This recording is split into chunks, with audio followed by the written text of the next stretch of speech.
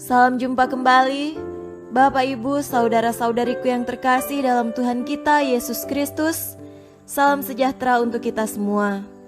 Marilah kita mendengarkan dan merenungkan bacaan-bacaan kitab suci hari Selasa 24 Maret 2020. Bacaan pertama dari Nubuat Yehezkiel pasal 47 ayat 1-9 dan ayat 12. Kemudian ia membawa aku kembali ke pintu bait suci, dan sungguh ada air keluar dari bawah ambang pintu bait suci itu dan mengalir menuju ke timur, sebab bait suci juga menghadap ke timur. Dan air itu mengalir dari bawah ke bagian samping kanan dari bait suci itu, sebelah selatan mezbah. Lalu diiringnya aku keluar melalui pintu gerbang utara, dan dibawanya aku berkeliling dari luar menuju pintu gerbang luar yang menghadap ke timur. Sungguh air itu membual dari sebelah selatan. Sedang orang itu pergi ke arah timur dan memegang tali pengukur di tangannya. Ia mengukur 1000 hasta dan menyuruh aku masuk ke dalam air itu, maka dalamnya sampai di pergelangan kaki.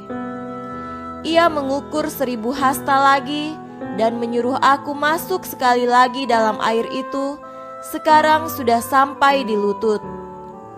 Kemudian ia mengukur 1000 hasta lagi dan menyuruh aku ketiga kalinya masuk ke dalam air itu, sekarang sudah sampai di pinggang. Sekali lagi ia mengukur 1000 hasta lagi. Sekarang air itu sudah menjadi sungai, di mana aku tidak dapat berjalan lagi, sebab air itu sudah meninggi, sehingga orang dapat berenang, suatu sungai yang tidak dapat diseberangi lagi. Lalu ia berkata kepadaku, "Sudahkah engkau lihat, hai anakku manusia?" Kemudian ia membawa aku kembali menyusur tepi sungai. Dalam perjalanan pulang, sungguh sepanjang tepi sungai itu ada amat banyak pohon di sebelah sini dan di sebelah sana. Ia berkata kepadaku, "Sungai ini mengalir menuju wilayah timur dan menurun ke Araba Yordan dan bermuara di Laut Asin, air yang mengandung banyak garam, dan air itu menjadi tawar, sehingga kemana saja sungai itu mengalir, segala makhluk hidup yang berkeriapan di sana akan hidup. Ikan-ikan akan menjadi sangat banyak, sebab kemana saja air itu sampai, air laut di situ menjadi tawar, dan kemana saja sungai itu mengalir, semuanya di sana hidup. Pada kedua tepi sungai itu tumbuh bermacam-macam pohon buah-buahan yang daunnya tidak layu dan buahnya tidak habis-habis. Tiap bulan ada lagi buahnya yang baru, sebab pohon-pohon itu mendapat air dari tempat kudus itu. Buahnya menjadi makanan dan daunnya menjadi obat." Demikianlah sabda Tuhan. Syukur kepada Allah. Tuhan beserta kita sekarang dan selama-lamanya. Inilah Injil Yesus Kristus menurut Yohanes. Dimuliakanlah Tuhan. Injil Yohanes pasal 5 ayat 1-16. Sesudah itu ada hari raya orang Yahudi dan Yesus berangkat ke Yerusalem. Di Yerusalem dekat pintu gerbang domba ada sebuah kolam yang dalam bahasa Ibrani disebut Betesda. Ada 5 serambinya, dan di serambi-serambi itu berbaring sejumlah besar orang sakit, orang-orang buta, orang-orang timpang, dan orang-orang lumpuh yang menantikan goncangan air kolam itu. Sebab sewaktu-waktu turun malaikat Tuhan ke kolam itu dan menggoncangkan air itu. Barang siapa yang terdahulu masuk ke dalamnya, sesudah goncangan air itu menjadi sembuh, apapun juga penyakitnya. Di situ ada seorang yang sudah 38 tahun lamanya sakit. Ketika Yesus melihat orang itu berbaring di situ, dan karena ia tahu bahwa ia telah lama dalam keadaan itu, berkatalah ia kepadanya, "Maukah engkau sembuh?" Jawab orang sakit itu kepadanya, "Tuhan, tidak ada orang yang menurunkan aku ke dalam kolam itu apabila airnya mulai goncang, dan sementara aku menuju kolam itu, orang lain sudah turun mendahului aku." Kata Yesus kepadanya, "Bangunlah, angkatlah tilammu dan berjalanlah."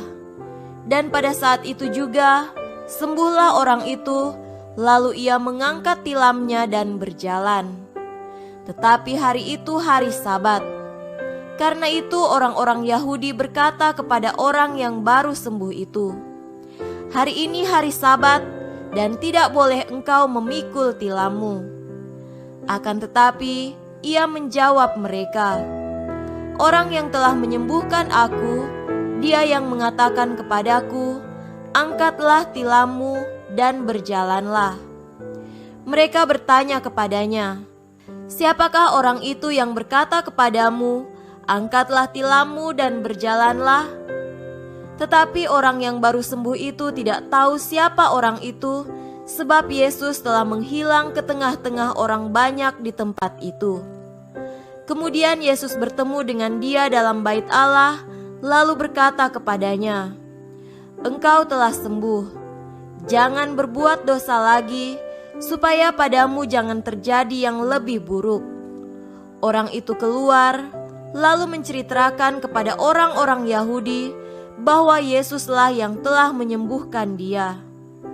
Dan karena itu, orang-orang Yahudi berusaha menganiaya Yesus karena ia melakukan hal-hal itu pada hari Sabat. Demikianlah Injil Tuhan. Terpujilah Kristus. Saudara-saudari yang terkasih dalam Tuhan kita Yesus Kristus, tema renungan hari ini adalah mujizat itu nyata. Percayakah Anda akan mujizat? Apakah mujizat sungguh-sungguh terjadi di dalam hidup Anda? Untuk sebagian orang, pertanyaan ini mudah dijawab karena banyak kesaksian tentang hal itu.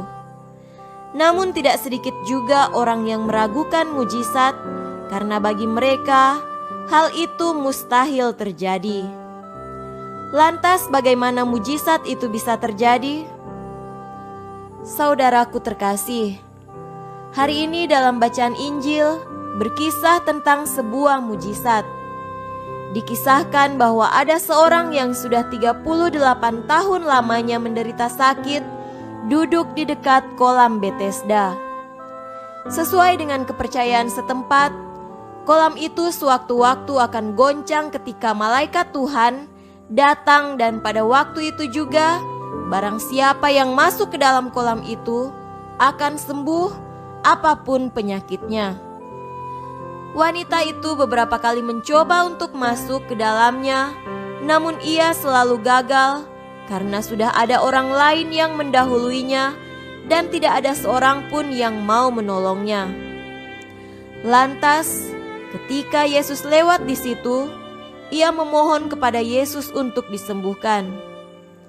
Yesus lalu menyuruhnya bangun dan berjalan. Seketika itu juga wanita itu sembuh. Saudara-saudariku yang terkasih dalam Tuhan kita Yesus Kristus, mujizat yang terjadi pada diri wanita yang sakit itu memperlihatkan beberapa unsur penting dari mujizat itu sendiri. Pertama, mujizat itu terjadi jika ada kerja keras dan kesetiaan. Wanita itu, meskipun sakit, dengan setia menunggu kolam itu bergoncang, berharap akan masuk ke dalamnya dan sembuh. Ia tidak putus asa dan patah semangat. Yang kedua, mujizat itu terjadi jika ada iman yang besar. Wanita itu sungguh-sungguh percaya akan kuasa Tuhan yang menyembuhkan. Iman itulah yang mengantarnya pada kesembuhan. Ketiga, karena ia beriman, maka ia meminta kepada Yesus untuk disembuhkan. Itulah doa.